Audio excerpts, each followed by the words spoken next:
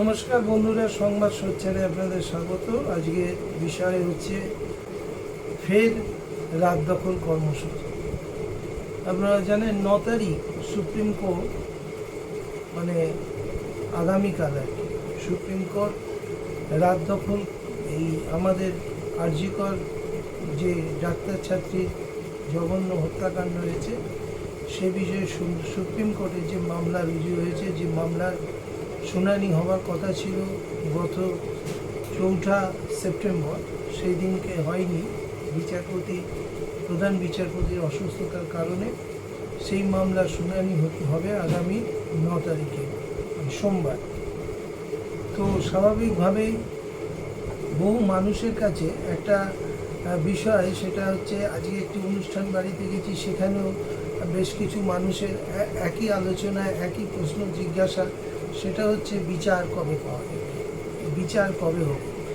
বিচার বলতে তারা এখনই একটা বিচার চাইছেন, যে বিচারটা স্বাভাবিকভাবেই তারা বিচার করেই নিয়েছেন, কে দোষী কে নির্দোষী তারা বিচার করে নিয়েছেন তাদের মতো। তাদের কথাবার্তা, তাদের সাথে কথাবার্তা বললেই বোঝা যাচ্ছে যে আরজি করে সঞ্জয় রায় যে ধরা পড়েছে সে তো অপরাধী, তার সাথে যারা অপরাধে যুক্ত তারা হচ্ছে আরজি করে প্রাক্তন সুপার, তিনি হচ্ছেন সন্দীপ ঘোষ, এবং সর্বোপরি রাজ্যের মুখ্যমন্ত্রী মমতা ব্যানার্জি। এরকম একটা ন্যারেটিভ অলরেডি তৈরি করে দেওয়া হয়েছে।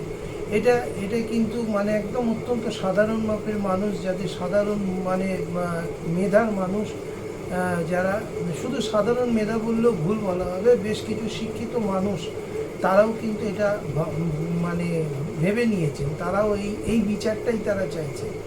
এই বিচারটা কী হবে, যে সঞ্জয় রায় তার ফাঁসি হবে, তার সাথে সন্দীপ ঘোষ তার ফাঁসি হবে, এবং সর্বোপরি মমতা ব্যানার্জি তারও ফাঁসি হলে ভালো হয়। মানে ওটা মানে যাবজ্জীবন নয়, ফাঁসি নয়, সরকার পড়ে যাক এমন একটা কিছু, তারা অলরেডি এইরকম বিচার চাইছে, এবং সেই বিচারটা চেয়েই তারা রাত জাগো কর্মসূচি নিচ্ছেন, তারা রাস্তা রোকো কর্মসূচি নিচ্ছেন। আজকে দেখলাম কোমরটুলি থেকে একটা কোমরটুলির মৃৎশিল্পীদের একটা বড় মিছিল ধর্মতলা অভিমুখে গেছে। আবার ধর্মতলাতেও একটা বড় জমায়েত হয়েছে, আরজি করে ডাক্তাররা মানববন্ধন করছেন। তো এইটা সব কিছু দেখে আমরা যারা একটু ন্যূনতম, যাদের আইনি জ্ঞান একটু আছে, যারা একটু রেগুলার কোর্টে যাওয়া আসা করি, বিভিন্ন আইন কানুনের ব্যাপারে, বিভিন্ন কেস কামারিতে আমরা যারা মাথা গলাই, সেই সব জায়গায় দাঁড়িয়ে আমাদের কোথায় যেন মনে হচ্ছে আমরা কি সব পাগল হয়ে গেলাম, নাকি আমরা উন্মাদ, আমরা কোনটা? একটা হচ্ছে সেই লোকে বলে না, বা পাগলে কি না বলে, ছাগলে কি না খায়। আমাদের অবস্থা কি এখন সেই যে পর্যায়ে পৌঁছে গেল? আমি মানছি একটা আবেগ, একটা ইমোশন ভীষণভাবে কাজ করছে, যে একটা নিরীহ নিরাপরাধ ডাক্তারি ছাত্রী, যে এই সমাজ সেবার জন্য যিনি নিজেকে নিয়োজিত করতে চেয়েছিলেন, সেটা পয়সার বিনিময়ে হতে পারে, তাতে কিছু যায় আসে না। কিছু মানুষ তো তার চিকিৎসার যারা উপকৃত হতো, সেই ছাত্রীকে যারা যেভাবে নৃশংসভাবে খুন করেছে, তাদের মৃত্যুদণ্ডটাই হচ্ছে একমাত্র শাস্তি। যদিও আমি মানবাধিকার কর্মী, আমরা মৃত্যুদণ্ডের বিরোধী। আমরা মনে করি রাষ্ট্র কারোকে হত্যা করতে পারে না, কারণ কোনো মানুষই মায়ের পেট থেকে পড়ে কিন্তু অপরাধী বনে যায় না। অপরাধী বনে সেই মানুষই অপরাধী হয়, সমাজ যাকে অপরাধী করে সেই অপরাধী হয়। আজকে সঞ্জয় রায় অপরাধ করছে, তার মানে এই নয় সে অপরাধী হিসেবেই জন্মেছে। হয়তো তার ব্যাকগ্রাউন্ড হয়তো দেখলে, যদি আমরা দেখি তার পূর্বপুরুষ যারা, তাদের মধ্যে হয়তো কোনো অপরাধীর কেউ ছিলই না, কিন্তু এই ছেলেটা অপরাধী হয়ে গেছে। একে অপরাধী সমাজ তৈরি করেছে। যারা ওর সাথে মিশেছে তারা কোনোদিন ওর খারাপটা ওকে ধরাই নেই, বরং তাকে উৎসাহিত করেছে সেই খারাপ কাজ আরও বেশি করে করতে। আমরা বহু ক্ষেত্রে দেখেছি, বহু জায়গায় বহু অপরাধী তাদের মানসিকতার মধ্যেই এই জিনিসগুলো, প্রথমে তারা একটা ছোট অপরাধ করলো, সেই অপরাধটা করার পর দেখা গেল কেউ না কেউ তাকে মদত করলো, তাকে বেল পেতে জামিন পেতে সাহায্য করলো, সে খুব তাড়াতাড়ি জেলের বাইরে চলে এলো, এসে আবার দ্বিতীয় আর একটা বড় ধরনের অপরাধ করলো এবং পরবর্তী সময় সে এমন একটা লাগাম ছাড়া হয় এবং এমন একটা অপরাধ করে বসে যেখান থেকে তাকে তখন ঝেড়ে ফেলা যায় না, কাঁধ থেকে সমাজ ঝেড়ে ফেলতে পারে না। তো যাই হোক, এখন যেটা আমার বলার বিষয় সেটা হচ্ছে এই ধর্ষণ খুনের মামলায় যেভাবে মানুষ বিচার চেয়ে রাস্তায় নেমেছে, উই ওয়ান্ট জাস্টিস বলে রাস্তায় নেমেছে, তাতে দেখা যাচ্ছে যে মনে হচ্ছে যেন কালকেই একটা জাস্টিস সুপ্রিম কোর্ট দিয়ে দেবে, কিন্তু সুপ্রিম কোর্ট তো এইভাবে বিচার দিতে পারে না। সুপ্রিম কোর্টের এরকম কোনো ক্ষমতা নেই, কারণ এই কেস তার ট্রায়াল শুরু হবে লোয়ার কোর্টে, নিম্ন আদালতে। সিবিআইকে চার্জশিট দিতে হবে নিম্ন আদালতে, সেই নিম্ন আদালতে চার্জশিট পেশের পর শুরু হবে শুনানি পর্ব। সেই শুনানি পর্বে সাক্ষ্য প্রমাণের প্রয়োজন আছে এবং সেই সাক্ষীরা কোর্টে হাজির হলে তাদের জেরা করা হবে। একবার ডিফেন্সের লয়ার জেরা করবে, পাবলিক প্রসিকিউটর জিজ্ঞাসা করবেন। এই বিস্তারিত একটা আইনি প্রক্রিয়া আছে, আদালতের একটা বিচার ব্যবস্থার একটা প্রক্রিয়া আছে। সেই প্রক্রিয়াটা শেষ হলে তবেই একটা সাজা ঘোষণা হয়। এবং আমি যেটুকু দেখেছি তাতে এই ধরনের ধর্ষণের যতগুলো মামলা আমি দেখেছি তাতে 1 বছর থেকে 1.5 বছর কম হলেও সময় লাগে। আগে আরও বেশি লাগতো, কিন্তু এখন এই ধরনের জঘন্য অপরাধের ক্ষেত্রে একটু দ্রুত শুনানি হচ্ছে, কিন্তু তাতেও সেটা 1-1.5 বছরের কিন্তু সময় লাগে। আমরা দেখছি যে এমন একটা ন্যারেটিভ তৈরি করে দেওয়া হচ্ছে, মনে হচ্ছে যেন কালকেই একটা বিচার হয়ে যাবে আর কালকেই একটা বড় ধরনের কিছু খবর সামনে চলে আসবে, তারপর সমস্ত আন্দোলন আবার যেমন স্তীমিত তেমন সীমিত হবে। এরকমটা কিন্তু নয়। এটা যারা করছেন, যে মিডিয়া করছেন, যে ইন্টেলেকচুয়ালরা করছেন, তারা কিন্তু খুব সজ্ঞানেই করছেন। মানুষের মধ্যে একটা কি বলবো, একটা বিশৃঙ্খলতা তৈরি করে দেওয়ার জন্য। প্রচুর সাধারণ মানুষ, প্রচুর খেটে খাওয়া মানুষ, প্রচুর নিরপেক্ষ মানুষ, যারা প্রকৃত অর্থেই যারা ভোট দেওয়াটাই শুধু করেন এবং তার বাইরে রাজনীতি নিয়ে বেশি চর্চার মধ্যেই থাকেন না, রাজনীতির বিন্দু বিসর্গ খোঁজ রাখার চেষ্টা করেন না, তারা নিজেদের কাজে নিজেদের বিভিন্ন কারুকার্যে তারা নিজেদের ডুবিয়ে রাখে।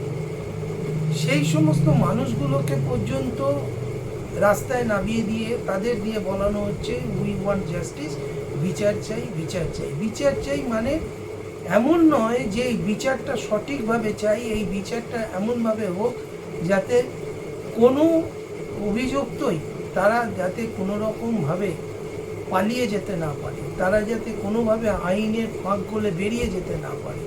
এইটা কিন্তু কেউ বলছেন না, এটা সবার মধ্যেই একটা হচ্ছে বিচার চাই। আচ্ছা, আমরা কি আফগানিস্তানে বসবাস করি? আমার প্রশ্ন একটা, যারা বিচার চান বলে মোমবাতি জ্বালাচ্ছেন, রাস্তা অবরোধ করছেন, বড় বড় মিছিল করছেন, রাত জাগছেন, তাদের কাছে একটা প্রশ্ন, আমরা কি তালিবান সরকারের আন্ডারে আছি? সেখানে শুনেছি যে কাজীর বিচার হয়, কারোর হাত কেটে নেওয়া হয়, কারোর মাথায় গুলি করে কারোকে হত্যা করা হয়। অপরাধী সে প্রমাণিত হোক না হোক, সেখানে কাজী যদি মনে করে সে একটা সাজা দিয়ে দেয় এবং সেই সাজা মৃত্যুদণ্ড হলে তাকে জনসমক্ষে, মানে সে আলাদা করে নয়, প্রচুর মানুষকে একটা স্টেডিয়ামে প্রচুর মানুষকে জড়ো করা হয় এবং সেখানে যদি কাজী বলে ওকে পাথর ছুঁড়ে মারো তাহলে পাথর ছুঁড়ে মারা হয়, আবার যদি বলা হয় গুলি করে মারো তো গুলি করে মারা হয়। এই রকম। এটা তো আফগানিস্তান নয়, এটা ভারতবর্ষ। এটা মনে রাখতে হবে যে আজকে পশ্চিমবাংলায় যে জঘন্যতম ধর্ষণের ঘটনা ঘটেছে, এই ধরনের ধর্ষণের ঘটনা অতীতে নির্ভয়া কাণ্ডেও কিন্তু দিল্লির বুকে ঘটেছিল এবং সেই নির্ভয়া কাণ্ডের পরেও সারা ভারতবর্ষ উত্তাল হওয়ার পরেও নির্ভয়ার সেই শুনানি, সেই বিচারধারা প্রায় 1.5 বছর 2 বছর ধরে চলার পর তারপরে আসামিদের সাজা হয়। সুতরাং এই ক্ষেত্রে যে আলাদা করে সুপ্রিম কোর্ট হঠাৎ এরকম কিছু ভাববার কারণ নেই যে কালকেই সুপ্রিম কোর্ট রায় দিয়ে দেবেন আর সঞ্জয় রায় সহ যাদেরকে আপনারা আশা করছেন, মানে যাদেরকে এই বিচার চাই বলে রাস্তায় নেমে যারা শাউটিং করছেন, তারা ধরে নেবেন যে হ্যাঁ এরা দোষী আর এদের সবাইকে সাজা দিয়ে দেওয়া হোক। এইটা যারা মনে করছেন তারা কিন্তু একদম পাগলের প্রলাপ বকছেন এবং মানুষের অস্বস্তি বাড়াচ্ছেন। সত্যি কথা বলতে কি, এখন রাস্তায় বেরোতেই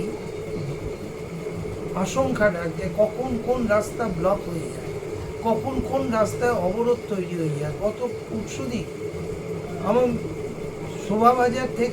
শোভাবাজার মেট্রো স্টেশনে উঠে হঠাৎ দেখলাম পুরো রাস্তা চতুর্দিকে ব্যারিকেড করা, কি না একটা বড় মিছিল বেরিয়েছে খান্না সিনেমার ওই পাশ থেকে। তো স্বাভাবিকভাবেই বাস টাস সব বন্ধ।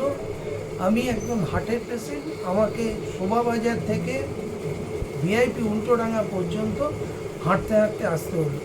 অটো পাওয়া যাচ্ছিল, কিন্তু এক একটা অটোর যাদের ভাড়া 15 টাকা হয় তারা 40 টাকা ভাড়া ডিমান্ড করছে। এই যদি পরিস্থিতি হয় তাহলে আমাদের মতো সাধারণ মানুষ যাবে কোথায়? আমরা তো এই যে পুরো বিষয়টা যেটা ঘটনা ঘটেছে, আমরাও তো তার জন্য নিন্দা করছি। আমরাও তো বারবার বলছি যে দোষী যেন ছাড় না পায়, দোষী যেন সাজা পায়।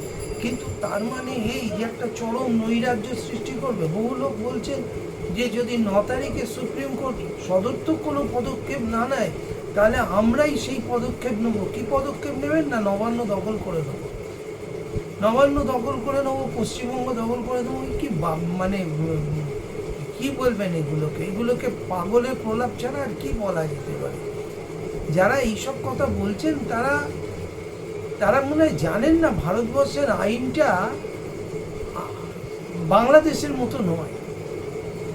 তারা ভুল করছেন। তারা ভাবছেন, বাংলাদেশটাকে দেখে তারা ভাবছেন যে ভারতবর্ষে আপনার একটা নৈরাজ্য সৃষ্টি করতে পারেন, একটা চরম অরাজকতার পরিবেশ তৈরি করতে পারে। কিন্তু এটাও তো মাথায় রাখতে হবে যে আমাদের রাজ্যে বলে না, সারা দেশেই যখন কোনো ঘটনার পরিপ্রেক্ষিতে যখন মানুষ রাস্তায় নেমে আসে, তখন সেই মানুষকে আবার বুঝিয়ে হোক, বলপ্রয়োগ করে হোক, তাকে ঘরে ঢুকিয়ে দেওয়ার দায়িত্ব কিন্তু নেয় শেষ পর্যন্ত ভারতীয় সেনাবাহিনী। এবং যেখানে যেখানে ভারতীয় সেনাবাহিনী মার্চ করে, যেখানে যেখানে ভারতীয় সেনাবাহিনী দখল নেয়, সেই দখল যে কি সাংঘাতিক হয় সেই সময় তারা বুঝবেন যারা তার সম্মুখীন হবে। আজকে জম্মু কাশ্মীরে মানুষ জানেন যে ভারতীয় সেনা কি ধরনের তাদের কঠিন অবস্থান। আজকে যে সমস্ত রাজ্যগুলোতে সেনাবাহিনী আছে সেখানে সেনাবাহিনী কিভাবে দখল নেয় এবং সেনাবাহিনীর মার যারা খেয়েছেন তারা জানেন, যারা খাননি তারা তো তাদের সৌভাগ্য হলে তারা খেয়ে নেবেন একটু। তো এই যে একটা ন্যারেটিভ তৈরি করে দেওয়া হচ্ছে যে এখনই একটা বিচার চাই, এবং সেই বিচারে দেখা যাচ্ছে যে যাদের তারা মনে করছে। আমাকে হঠাৎ একজন আজকে বলছিলেন যে অমুক সুপার, আরজি করে প্রাক্তন সুপার, তিনি দোষী। আমি বললাম ভাই, সিবিআই একটা তদন্ত করছে, সেই তদন্তে সিবিআই তাকে গ্রেপ্তার করেছে কোন কেসে? দুর্নীতির কেসে। দুর্নীতি যদি তার বিরুদ্ধে প্রমাণিতও হয়, যদি ধরে নিই তিনি দুর্নীতি করেছেন, প্রমাণিতও হয়, তাহলেও সেই দুর্নীতির কেসে কোথাও ফাঁসি দেওয়ার প্রভিশন নেই। সিবিআই তো তাকে ধর্ষণ আর খুনের কেসে গ্রেপ্তার করেনি, সেই কেসে তার বিচারও হবে না, সেই কেসে তার বিরুদ্ধে কোনো এভিডেন্সও কোর্টে আসবে না, কোনো সাক্ষীও কোর্টে দাঁড়াবে না। তাহলে তাকে আপনি কি বিচার দেব, কি করতে চাইছেন? একটা দুর্নীতির কেসে একটা মানুষের সর্বনিম্ন সাজা 3 বছর, সর্বোচ্চ সাজা 7 বছর, যেখানে পুলিশের সরাসরি তাকে গ্রেপ্তার করার রাইটই নেই। 41-এর নোটিশ করতে হয়, নোটিশ করে সেই যদি থানায় দেখা না করে তখন কোর্ট অর্ডার করে তাকে অ্যারেস্ট করতে হয়। এক্ষেত্রে সিবিআইয়ের অ্যারেস্টটাও, সন্দীপ ঘোষকে সিবিআই যেভাবে অ্যারেস্ট করেছে সেই অ্যারেস্টটাও যে কতটা বৈধ সেটা নিয়েও কিন্তু ভবিষ্যতে প্রশ্ন উঠবে। আজকে হয়তো এই প্রশ্নগুলো তোলার কোনো প্রয়োজন পড়ছে না সিবিআই, তার কারণ মানুষের জনরোগ জনকলরব যেভাবে সন্দীপ ঘোষ বা তার লোকেদের বিরুদ্ধে সোচ্চারিত হয়েছে, তাতে এখন এই প্রশ্ন কেউ করবে না। কিন্তু আইন তো ছেড়ে কথা বলবে না। একটা সময় আসবে তখন এই প্রশ্নগুলো তারা তাদের লয়ারকে দিয়ে, তাদের আইনজীবীকে দিয়ে কোর্টে তুলবেন যে দুর্নীতি কাণ্ডে আপনি কতবার তাকে 41-এ নোটিশ করেছিলেন, কতবার আপনার নোটিশ পাওয়ার পর তিনি না হাজিরা দেওয়ার পর আপনি তাকে অ্যারেস্ট করতে বাধ্য হয়েছে। এই প্রশ্ন তখন আসবে। তো যাই হোক, এটা তদন্তকারী সংস্থা তাদের পাঠ। আমাদের যেটা বলার, সাধারণ মানুষ হিসেবে যেটা বলার, সেটা হচ্ছে এই যে ডাক্তাররা দীর্ঘদিন ধরে তারা কর্মক্ষেত্রে বিরতি চালু করে রেখেছে। তাদের বক্তব্য হচ্ছে আর.জি. করের হত্যাকাণ্ডের বিচার চাই, সাথে সাথে তাদের নিরাপত্তা চাই। আচ্ছা, একটা জিনিস, একটা প্রশ্ন যদি আমরা করি, এই যে ছেলেটা 22 বছরের একটি ছেলে, কোন্নগরের ছেলে, অ্যাক্সিডেন্ট দুর্ঘটনা করে সে হসপিটালে ভর্তি হতে এসেছিল, চিকিৎসা পেতে এসেছিল, তাকে চিকিৎসা না করার দরুন ছেলেটি অকালে চলে গেল। এবং তার মা বলছেন যে ডাক্তারদের গাফিলতি, ডাক্তারদের নেগলিজেন্সির জন্য আমার একমাত্র ছেলেটাকে আমি অকালে হারালাম। কারোর চোখে এই নিয়ে জল নেই। অদ্ভুত কাণ্ড। সোদপুরে ডাক্তার ছাত্রীর মৃত্যুটা মৃত্যু, আর কোন্নগরের একটা ছেলে মৃত্যুটা, ডাক্তারি গাফিলতিতে মৃত্যুটা, সেটা মৃত্যু নয়। সেটা নিয়ে কেউ রাত জাগো করবেন না, সেটা নিয়ে কেউ রাত দখল করবেন না, ভোট দখল করবেন না, মিছিল করবেন না। কোন মানসিকতা নিয়ে আমরা বেঁচে আছি? কোন মন মানসিকতা নিয়ে আমরা কাজ করছি? ডাক্তাররা যদি বলেন আমরা ডাক্তারি ছেড়ে দেবো, আমরা করবো না নিরাপত্তা না দিলে, আচ্ছা যদি ধরুন যে সমস্ত বর্ডার সিকিউরিটি ফোর্সের যে সমস্ত সৈনিকরা সীমান্তে পাহারা দেন রাত জেগে, তারা যদি কালকে হঠাৎ বলেন আমাদের নিরাপত্তার অভাব ঘটছে, আমরা আর বর্ডার সিকিউরিটির জন্য কাজ করব না, আমরা সীমানা পাহারা দেব না, তাহলে দেশটা থাকবে? এরকম দাবি কেউ করতে পারেনি।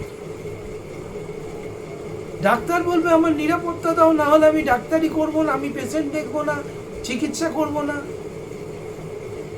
শিক্ষক বলবেন, স্কুলের শিক্ষক বলবেন আমার নিরাপত্তা দাও, না হলে আমি কাল থেকে কোনো ছাত্র পড়াতে আর স্কুলে আসবো না।